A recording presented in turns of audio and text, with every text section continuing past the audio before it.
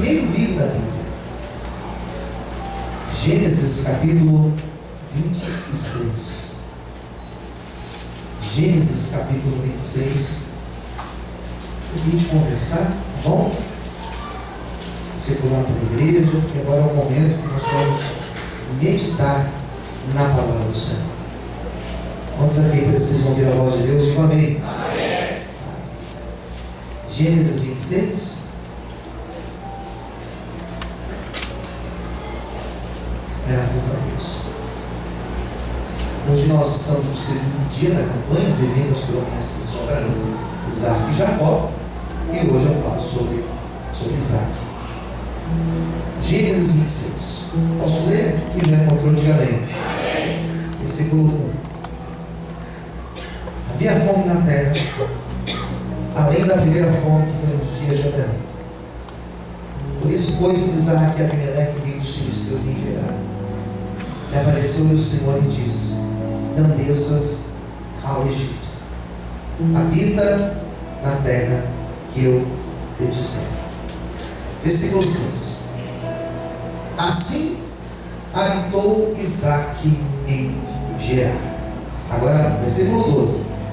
Semeou Isaac naquela mesma terra, e colheu naquele mesmo ano 100 medidas, porque o Senhor o abençoava. Versículo 22. Partiu dali e cavou outro poço, e não porfiaram sobre ele. Por isso chamou o seu nome Rebote, porque agora nos alargou o Senhor e crescemos nessa terra. Depois subiu dali a Berseba, e apareceu-lhe o Senhor naquela mesma noite e disse: eu sou o Deus de Abraão teu pai. Não temas, porque eu sou contigo. Te abençoarei e multiplicarei a tua semente por amor de Abraão, meu servo. A igreja diga amém. Amém. Feche os olhos. Senhor Deus e Pai, nesta noite estamos aqui para aprender com a tua palavra. Venha falar conosco, Senhor. Venha revelar no mais íntimo de cada coração aqui a vontade do Senhor, o querer do Senhor. E que nesta noite o teu Espírito Santo tenha liberdade para agir e para operar em nosso meio. É o que eu te peço e já te agradeço. Em nome de Jesus. Amém. Desocupe a sua mão, aplauda o Senhor nessa noite.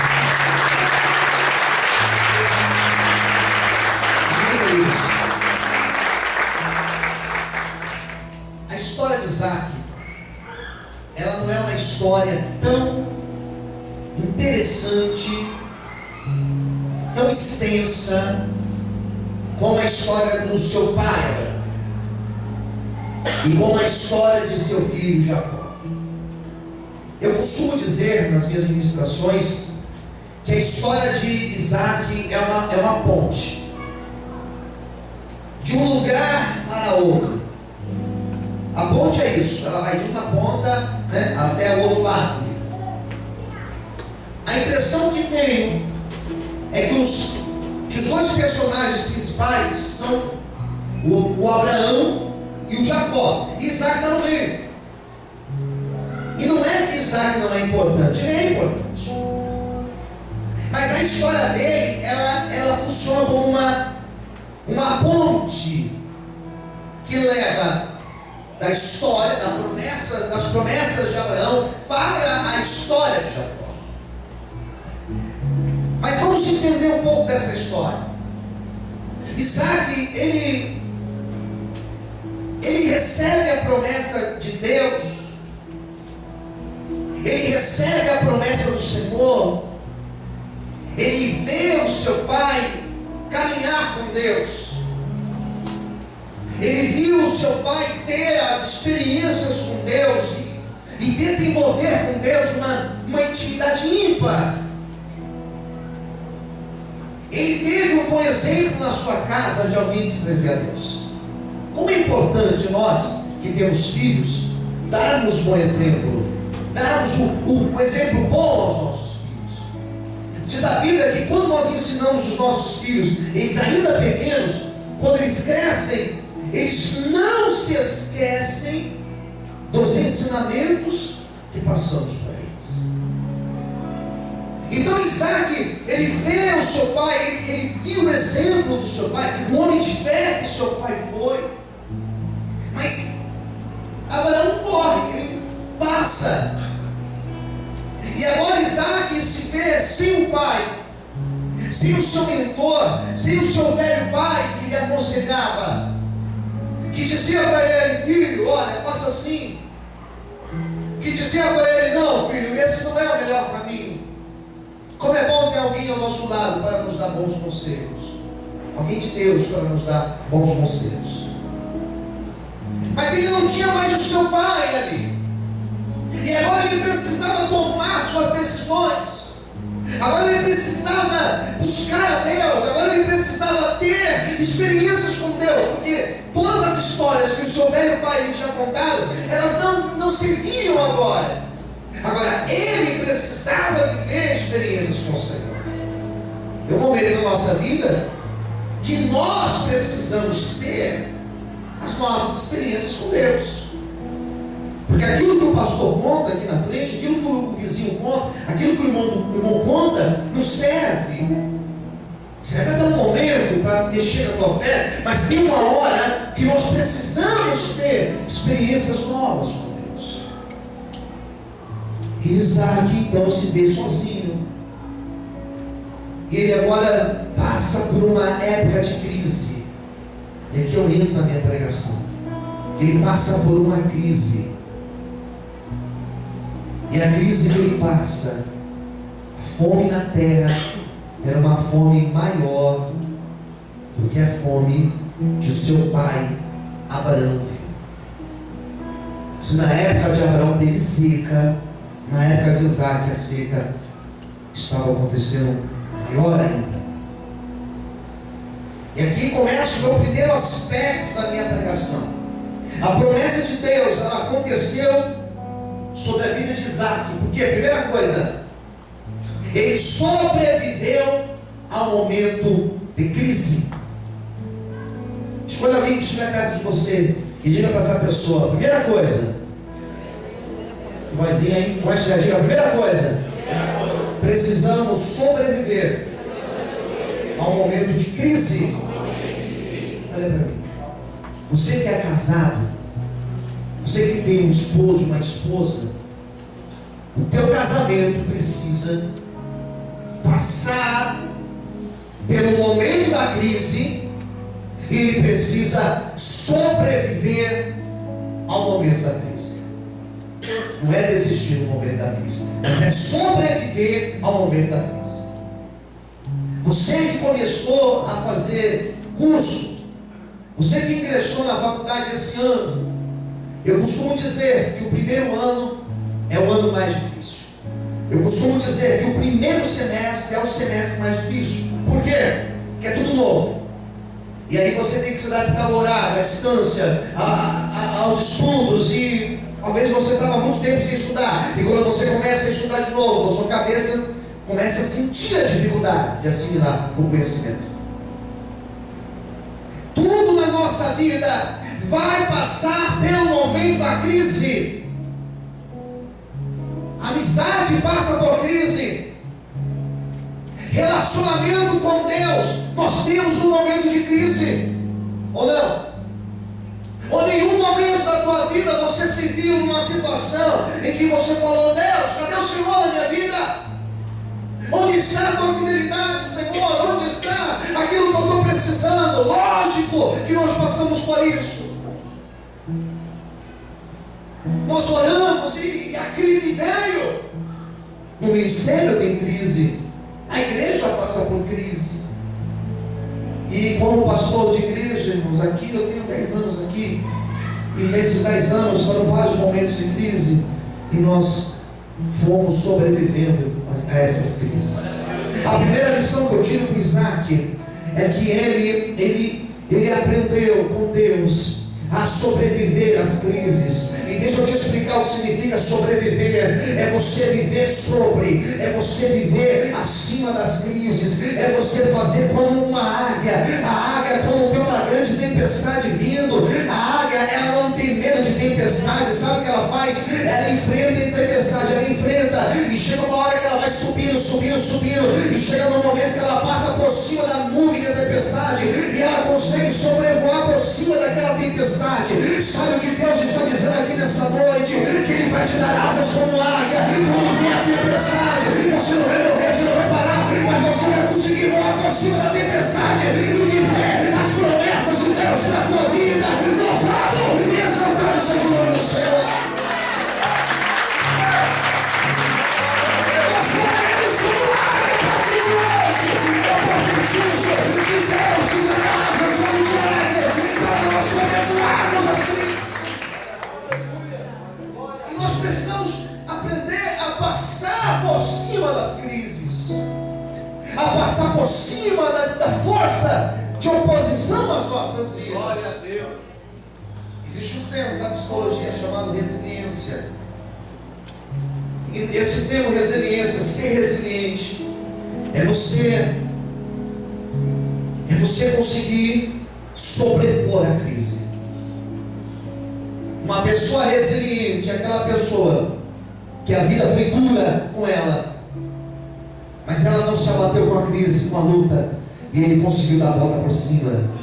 Sabe o que é ser resiliente? É a história daquela pessoa que num acidente perdeu a perna e ao invés de se render e ficar em cima de uma cama, ele conseguiu dar a volta por cima, se tornou uma esportista e conseguiu ganhar medalhas e conseguiu vencer na vida. E isso é ser resiliente.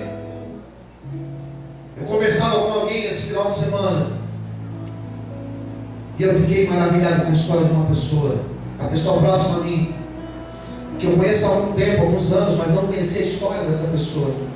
E essa pessoa começou a me dizer das dificuldades da minha infância, as dificuldades na sua adolescência, as dificuldades para conseguir entrar na faculdade, as dificuldades para ter as coisas na vida, e começou a contar as histórias. Eu fiquei de boca aberta, e quando a pessoa foi contando, e tinha uns momentos que ela parava de contar e começava a chorar, e eu comecei a olhar para aquela pessoa e falei: olha, eu já te admirava, mas agora eu te admiro muito mais, porque você tinha tudo para desistir, você tinha tudo para voltar para trás, mas você venceu, você foi forte, você superou a crise, você superou o mau tempo, e hoje você é uma pessoa vencedora. Sabe o que Deus está dizendo nesta noite? Que Ele não está preparando um povo fraco, Ele está preparando um povo forte aqui, alguém que seja capaz de passar por cima de lutas, de problemas, de oposição, de crise, e viver as promessas de Deus na tua vida.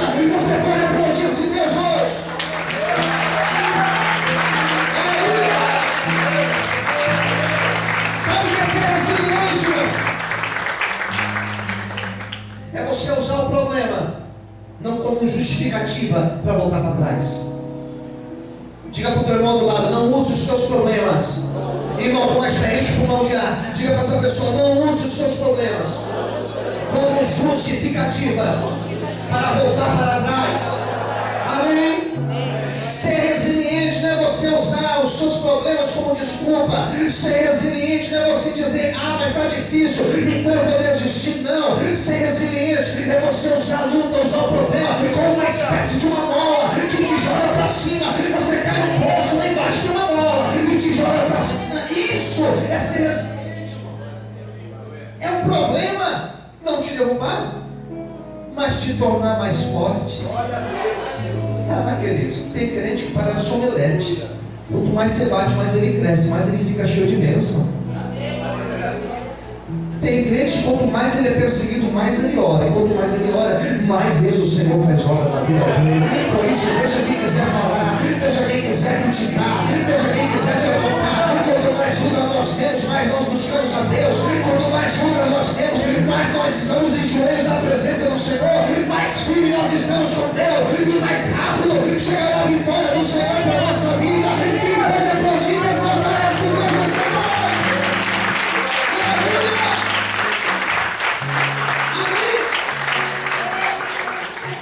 Primeira coisa que eu aprendo com Isaac: no momento da crise, ele sobreviveu à crise. Ele andou sobre a crise. Segundo aspecto que eu vejo com Isaac: momento de crise é momento onde a obediência será fundamental. Obediência a Deus. Porque na hora da dificuldade, queridos, na hora da luta, Tudo justifica. Vou dar um exemplo. Às vezes você está numa luta tão grande, o adversário fala para você: ei, que adianta você ser fiel a Deus? Olha a tua vida. E você começa a negociar com o diabo e fala: ah, rapaz, você tem razão, não está adiantando nada, sou perseguido, nada dá certo. Quer saber de uma coisa? Eu já estou aqui mesmo. Quem está entendendo? Diga amém. E nós deixamos de lutar contra aquilo que nos afasta de Deus, porque tudo vai justificar. Porém, Isaac, no momento que ele estava numa crise muito grande, Deus falou para ele assim: Isaac, não desças para o Egito, fica na terra que eu te disser, fica aí onde você está. Ele se posicionou, ele falou assim: eu não vou voltar para trás. Se Deus mandou eu ficar aqui, eu vou ficar aqui. E Ele vai me honrar, porque o Senhor sabe de todas as coisas. E está entendendo, diga amém. Então o que ele foi? Ele foi obediente. Na hora da tentação, na hora que nós estamos no deserto, é a hora que mais a tentação vai apertar a nossa vida.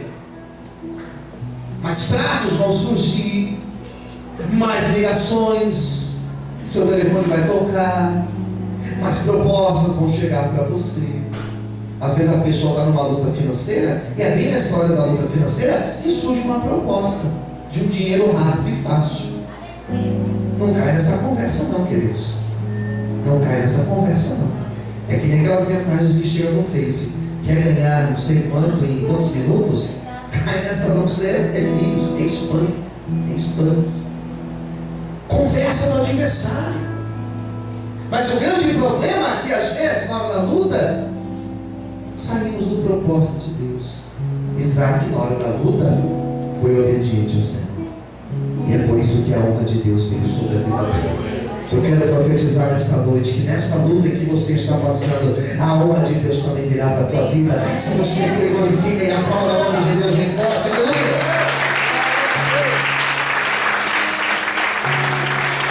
Deixa eu avançar aqui. Terceiro aspecto. Ele não fica de braços cruzados. Isaac, ele começa a trabalhar naquela terra. Deus preparou todas as coisas. Deus tocou no rei dos filisteus para ele ceder um espaço para Isaac, uma terra seca lá para Isaac. E ele começa a desenvolver um trabalho novo. Deus vai dar direções novas aqui. Nós vamos desenvolver trabalhos novos. Quem quer ser de Ele começa a desenvolver um trabalho. Ele começa a mexer com a terra seca, mas ele começa a trabalhar naquela terra. Ele começa a cultivar, ele começa a entender como que funcionava a plantação ali. E Deus começou a dar estratégias. E Deus começou a falar para ele: Isaac, você não vai plantar milho, você vai plantar trigo. Olha, você não vai plantar tal coisa, vai plantar tal outra coisa aí. Vai plantar feijão, você vai plantar arroz, sei lá. Deus começou a dar estratégias para ele. E conforme Deus foi dando as estratégias, ele foi trabalhando. E ele foi semeando naquela terra. Quem entendeu, diga amém. Semear, queridos. Semear, do meu modo de ver, já é uma atitude de fé. Só o fato de você semear já é um negócio que tem que provar a paciência da pessoa, que não é imediato. Você planta, vai regar e lá na frente vai colher. Quem concorda, diga amém. Já é um negócio que tem que ter paciência. Agora, semear em uma terra seca, paciência e fé. Diga para o seu vizinho: paciência e fé. O que ele precisa, pastor? Paciência e fé. Trabalho. Ele começa a trabalhar. E conforme ele foi trabalhando, semeando e e colocando a fé em prática, trabalhando, semeando, pondo a fé em prática, as coisas começaram a acontecer. Aleluia! Não caiu do céu. Às vezes nós olhamos para algumas pessoas que cresceram e a gente fala: queria tanto, eu gostaria tanto de ter uma vida assim. Mas será que realmente estamos trabalhando, estamos semeando, estamos colocando a nossa fé em prática? Porque Isaac, ele começa a semear, ele começa a crer, ele começa a profetizar, e as coisas começaram a acontecer na vida dele. Eu quero nesta noite liberar uma palavra de Deus para a tua vida. Levanta a sua mão direita bem alta para o céu, com os seus olhos fechados nessa noite. Eu quero profetizar que Deus também vai começar a te levantar sobre esta terra. Deus também vai começar a te capacitar. Deus também começará a te levantar para você colocar as mãos onde você pôr as mãos. A partir de hoje será abençoado. Eu quero profetizar em nome de Jesus que o mesmo Deus que foi dando fé, que foi dando ousadia para Isaac, Ele também está te dando fé nessa noite. Ele também está te dando paciência para que o trabalhar dele aconteça na tua vida. Eu profetizo em nome de Jesus que o mesmo Deus que honrou Isaac, Ele também vai honrar os trabalhos das tuas mãos. A partir de hoje, se você crê, dá glória a Deus aí em alto. Exalte a paz do Senhor. Em nome de Jesus, aleluia. Vamos para aplaudir. Vamos para aplaudir ao Senhor. Vamos para glorificar a Deus. Vamos para exaltar ao Senhor essa noite. Olha para o seu irmão, diga para ele: a partir de hoje, Deus vai começar a honrar tudo aquilo que você pôr as tuas mãos, em nome de Jesus. Eu creio, diga amém. Acontece. O que acontece? Aconteceu uma colheita de 100 por 1 no mesmo ano, versículo 12, que ele semeou, ele colheu sem medidas, ele colheu 100 vezes. E a explicação está no final do versículo 12. Porque o Senhor abençoava. Diga amém. Se Deus abençoa, acabou, queridos. Se Deus resolveu abençoar algo, quem pode fazer a mão de Deus voltar? Ninguém. Se Deus resolveu abençoar lá onde você trabalha, empresa que você trabalha, o seu comércio, tua vida, se Deus resolveu abençoar, nada fará voltar a bênção do Senhor que está sobre ele. Ele começa a trabalhar, começa a colher. E o versículo 13, e na sequência do 13, se você quiser pegar, diz que ele começou a se engrandecer até que ele se torna muito grande naquele lugar, um grande fazendeiro naquele lugar.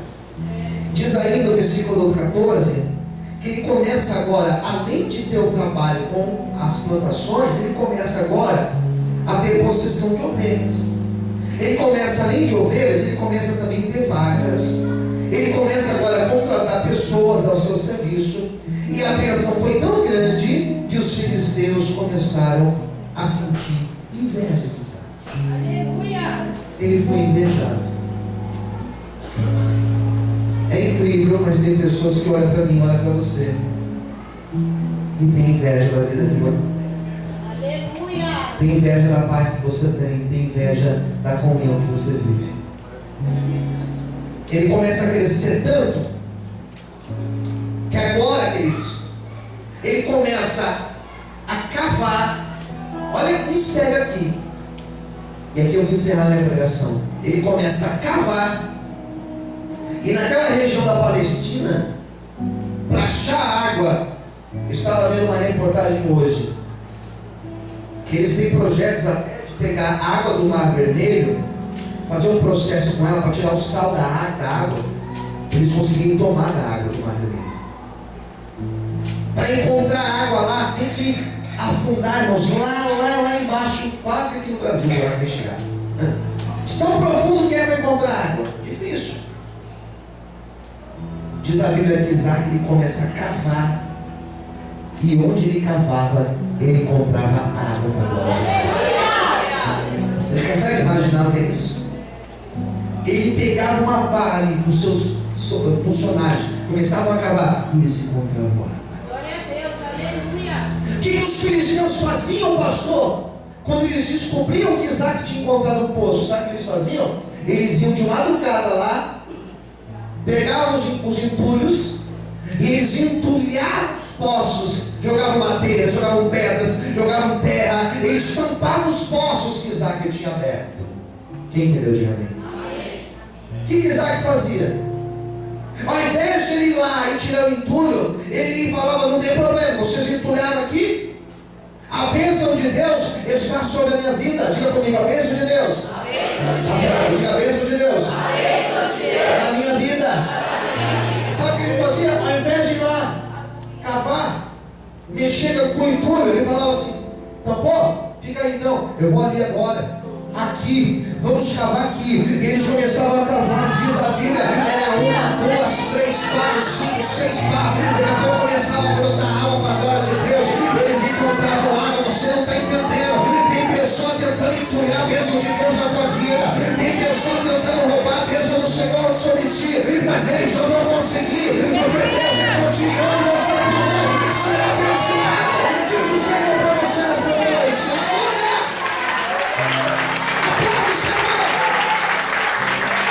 Aleluia! Fizeram isso uma vez, fizeram isso segunda vez, fizeram isso terceira vez, entulharam o poço dele, os poços que ele tinha cavado.